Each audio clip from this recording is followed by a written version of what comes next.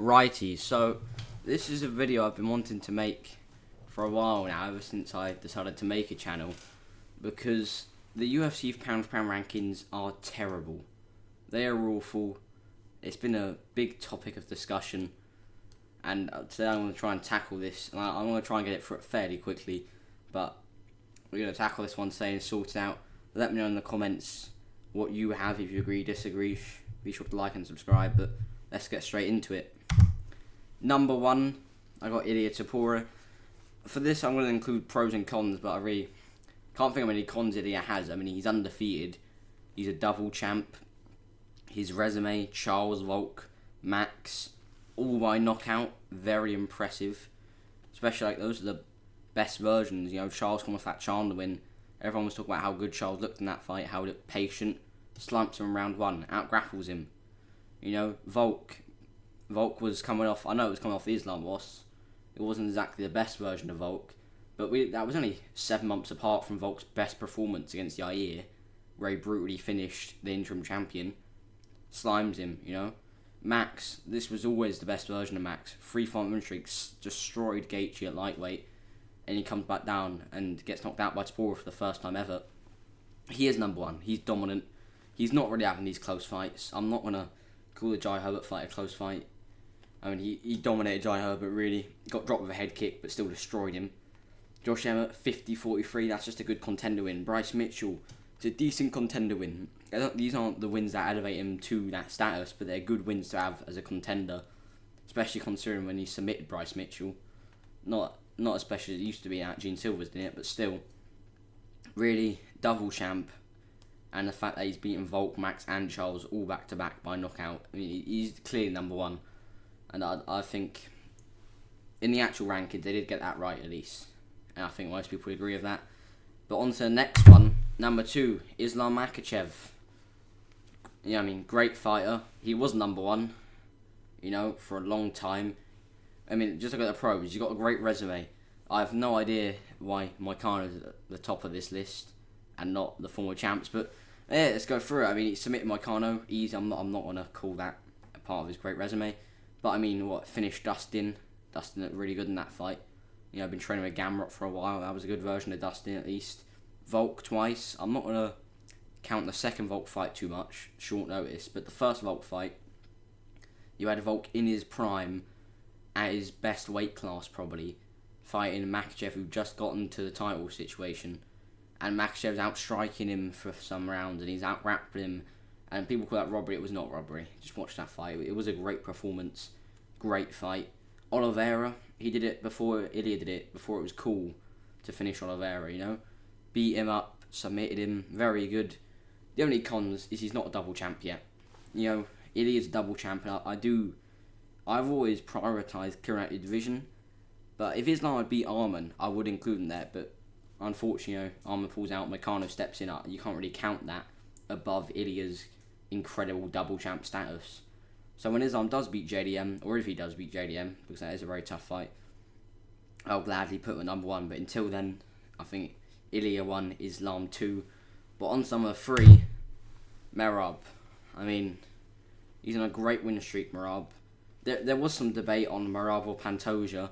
I'm not sure whether they are on the actual pound-for-pounders. I believe Merab's ahead. I believe the top 3 actually is all the exact same. And for good reason. I mean, look at Merab's resume. Aldo, former champ. Okay, it was a bad fight, but still beat a former champion Aldo, who was on a 3-fight win streak and looking really good. Cejudo, not the best version of Cejudo, but he did beat a gold medalist in his own game of wrestling, and he's another former champ, former 2-time champ, you know, former double champ. Beat Petr Yan, dominated Petr Yan. You know, O'Malley's gone to position with Yan. Everyone's called him robbery. He's gone out destroying Petr Yan, former champ. O'Malley beat him twice, former champ. First fight was close, won the belt. Second fight, dominant, finishes him. Very impressive. Umar was at 18-0. Huge favourite coming into that fight. Almost all the MMA media, including myself, picked Umar. And Merab goes out there, puts it on him late, wins. He is the bantamweight GOAT as well. I mean, I don't want to hear about Dominic Cruz, because people forget, man. Dominic Cruz. I mean, he beat Eddie Wineland. I don't want to hear it. I mean, Merab Dvalishvili, he is the bantamweight GOAT, and he's great. And The only really cons is that he is lacking that like third or fourth kind of title defense that really cements you as a top, all time or even pound for pound current fighter, and he hasn't got enough dominant finishes. And this is gonna sound bad, but like, what I mean by that is like Ilya's knocking these people out, and that's what makes it so impressive. Or Islam submitting Dustin, he's knocking out Volkan, he's submitting Oliveira. That's what makes it so impressive. If Merab he did submit O'Malley, which was very impressive. And if he finishes Sandhagen or he finishes Umar in a rematch or a Song Yudong, then we'll start talking about it. But until then, like, you can't put them above Ilya and Islam, really. I mean, still though, very good. 11 fight win streak, 13 fight win streak now. Very impressive. I think the top 3 is actually quite easy to sort out. Then it starts getting a bit trickier. But at number 4, I got Alejandro Pantoja. I mean, he's so underrated, Pantoja. Even currently in the rankings, I believe he's still behind maybe DDP in their rankings, number 5, I think. That shouldn't be the case. I mean, look at he's lap flyweight division. It's his biggest pro. I mean, got an insane resume. You look at it: Kai Kara France twice, Kaya Sakura, Steve Erceg, Roy Val twice, Moreno 3 times, Perez Cap. People forget, man. He outstruck Mano Cap. He outstruck Kai in their first fight. He outstruck Asakura. Like, he is a very good fighter, Pantoja. It's so insanely good. And I've never seen a champion, especially a champion who's not been at least pound for number 1, but I've never seen a champion who's not a pound for number 1 clear out the division so insanely easy. I mean, look at this. 1, 2, 3, 4, 5, 6, 7, 8, 9, 10 wins over all top 10 opponents, some former champs. Crazy. He's really dominant. The only cons is that flyweight's not the strongest division. It's getting very strong now, and some of his wins do hold up, but I don't entirely rate a Kai Kara France win. I don't entirely rate an Asakura or a Perez or even an Erceg. I think what really holds him up here is the Roy Val Moreno and Cap wins, and those wins just make it a bit of a bonus, but like, it's not like how guys like Merab are fighting at bantamweight, and how, like, you won't get easy fights at bantamweight. I think it is a bit of a weaker division, but I mean, if he beats Josh Van, I mean, just put him number 2, maybe even. It depends. If he just keeps doing it, you have to put him number 1 eventually. He's not on a historic win streak. I don't mean that as like an insult. He's on an 8-fight win streak, I believe, very impressive. But like the guys like Merab's at 13, Islam's at 15, Ilya's, I believe, at 8 as well, and he's double champ. You can't really put him that high. But still, I think 4 is a great place. And very good fighter, Panzo, very underrated. And at number 5, the next slot, we got DDP. I mean, middleweight champ. I mean, just look at his pros. Undefeated in the UFC. He's got a great resume. He's got the Strickland wins. I'm not going to rate them too highly. Adesanya, former champ. He was a favourite in that fight. Former 2-time champ Adesanya. Goes out there, finishes him before anyone else did. I know Pereira finished him, but before, people started doing it a lot, like Imavov now, and we're seeing that happen. Whittaker, I think that's actually his best win, because I'm sure a lot of people thought Whittaker would absolutely school him. Still, Whittaker, very good win. I mean, he's 2 fights from the middleweight GOAT. He really is, 2 fights. I think he beats Hamzat and Imavov, or maybe beats Hamzat and Moralho. He is middleweight GOAT. The only cons is he hasn't cleared the top 5. Like, he hasn't got those wins yet over Hamzat, Imavov, or Moralho. And that's really what holds him back. And he only has 2 title defences compared to Pantoja's 4 or Islam's 4, And yeah, that does hold him back a bit, but still, he's getting up there. And if he beats Hamzat, we'll start having a discussion of who's top 3, which I think it well might be. But next up on this, number 6, we got Volkanovski. Now, this is a hard one. It's hard to place Volk, because if we're counting him off of his legacy, with his featherweight GOAT stats, like it says in the pros, then he's probably top 3. Or he's definitely top 3, above Merab, really. Just below Islam. But he, like the con says, he's 2 winners, 3 in his last 5, and he'd win a vacant belt. He didn't beat Ilya for it. If he did beat Ilya, he'd be number 1. I'd gladly put it number 1 or number 2. But he didn't. He did win a vacant belt, and he is 2 and 3 in his last 5. But still, it doesn't take away. He's number 6 because he's got wins over Lopez, Yair, Max 3 times, destroyed Max in the 3rd fight, TKZ destroyed him, Ortega, Aldo. He does have these incredible wins, Volk, and that's what keeps him so high still. even though I think he's a bit out of his prime, but you can't really put any higher than that, I don't believe, just because of, as of recent, this is a recent pound for pound, it's not all time, if it's all time, I do have him in my top 5, but you can't really keep him that high. But anyway, next on the list, at number 7, we got Tom Aspinall. Great fighter, love to fight him sometime. Tom Aspinall was a great fighter.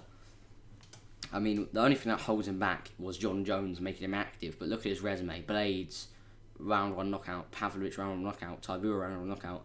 Volkov, round 1 submission. Spivak, round 1 knockout. Beat all the top contenders, really. The only guy he hasn't beat is Garn, who he will destroy, and Jelson Almeida. And then after that, he's going to start lapping them, but there's nothing else for him. But like the con said, he's in a weak division. He has been fairly inactive. Not his fault, but he has been, and that really is what holds him back. And there's not much to say about Aspinall here, because he's not actually had that many fight time. He's just knocked everyone out. And I think once he starts getting more defensive, starts getting more active, like we're going to see in the next few months, I think we'll start having a discussion of top 5. But until then, there's not much to go off as of recent.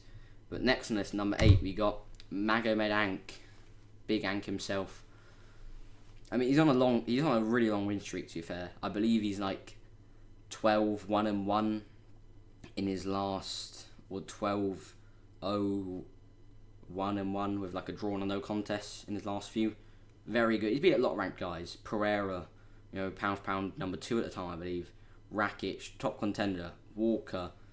I'm not really gonna talk about Johnny Walker in that much, but at the time, Johnny Walker was like number 7 on the win streak. Smith, I think Smith was number 5 at the time. I'm not rating his wins too highly, and that's the reason I haven't number 8. It's in the cons. It's just fairly impressive performance. It wasn't fairly. It was supposed to be unimpressive. That's on me, but it wasn't fairly impressive. Is the problem? He didn't really do much in that fight. Not always his fault. Pereira didn't do much either, but that is the problem with that fight. He didn't knock him out. He didn't really dominate him. It was a bit lackluster. He doesn't have defences, and he doesn't have any top 5 wins, and that is really what holds him back, I believe. When he gets you win over Yuri or Roundtree, or if he does, that's when we'll start having him higher on that list. But until then. Anyway, at number 9 though, we got JDM. JDM's really good. I think he's better in his rankings. Yes, he's undefeated in the UFC, and he's very good in Palau, as it says. He's on like a 8 fight win streak, I believe. Maybe even 9, I believe. Beat Gilbert Burns, knocked him out. Didn't look fairly great in that fight, but he did have a broken arm. Looked really good in the Palau fight. But as of the champs, he's the most recent champ. He has no defences, and he really doesn't have those Ian Gary, Sean Brady, Shavkat wins. Or, I mean, if he beats Islam, put him in the top 5, put him in the top 3, That's when you start having discussions. But until then, we can't really put JDM too much higher. As a champion, he hasn't done too much. And that's why he's at number 9 at the bottom of the champs. But at number 10, we got Max Holloway. I mean, former featherweight champ. He has a great resume. Pettis, Aldo twice, Ortega, Edgar, Keita, Yair, Allen, TKZ, Gaethje.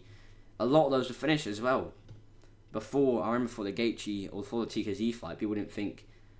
I think that was his first knockout in like 6 years. People didn't think Max hit that hard. Finished Pettis, finished Aldo twice, finished Ortega.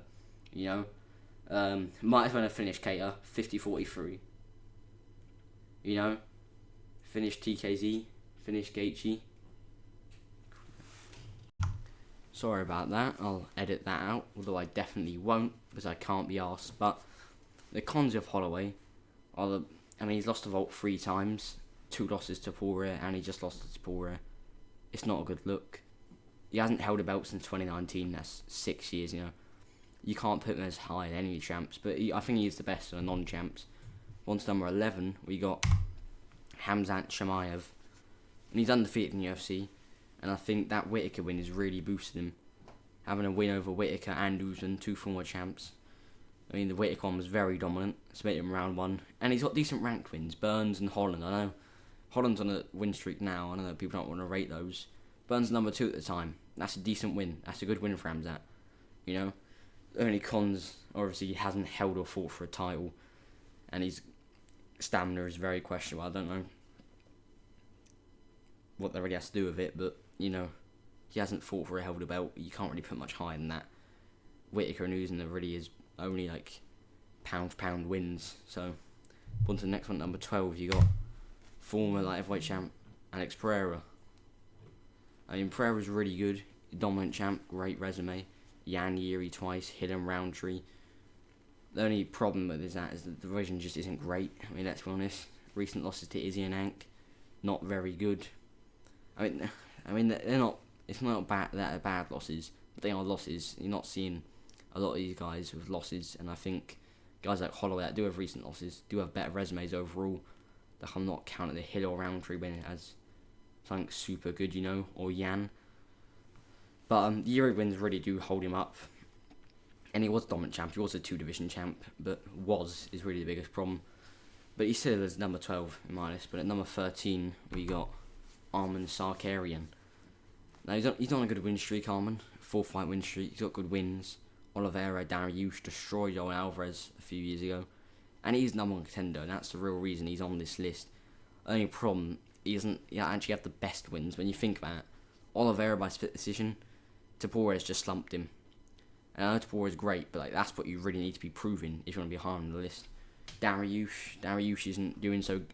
I mean, he just beat Moicano quite lackluster. But I'm not going to rate up Dariush when it's pound for pound. Yoel Alvarez is barely even ranked. I don't think he even is ranked anymore. And he did lose to Gamrot only 3 years ago. Even if it was a robbery, 48-47 Gamrot still. And he's never fought for a held belt, which really does hold him back. But he is still number 13. He's number 1 contender. Did beat Oliveira. He is very good, Arman. And he is fighting for a title fairly soon. But number 14, we got Bilal Muhammad. Former welterweight champ. Only just lost his belt a few months ago. And he wasn't a win streak. I think it was a 12-fight win streak. He was a recent champ. He's beaten Leon, Burns, Brady, Luque, Wonderboy. A few more, Damian Maia, he's got good wins.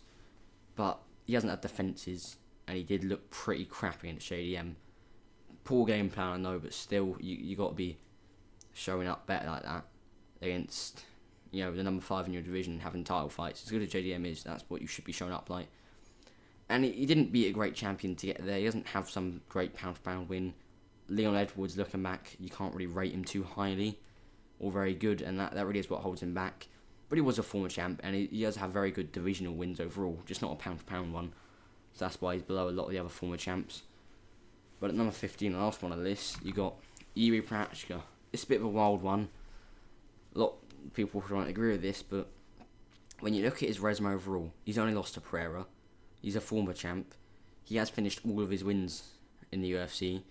I mean, look, Jamal Hill, former champ, knocked him out. Glover Teixeira, at a time a champion, submitted him. Rakic, okay, he was getting pieced up. Top contender though, knocked him out. Reyes, who's on a win streak now and looking good, slimed him with a spinning elbow. Ozdemir, at that time was number 6, I believe, knocked out brutally. Very good wins, I think. Very impressive performances. The only problem is it's a weak division. He's not on some win streak. He's not doing great. He's not on some legendary run. And he did have a very bad second loss to Pereira. The first fight's excusable. He was very competitive, but he really had nothing from that rematch. And that is what puts him at the bottom of my pound list. But anyway, thanks for watching. Please like and subscribe, share, and I'll get another video out shortly. That's the one I want to do for a while, so hope you liked it.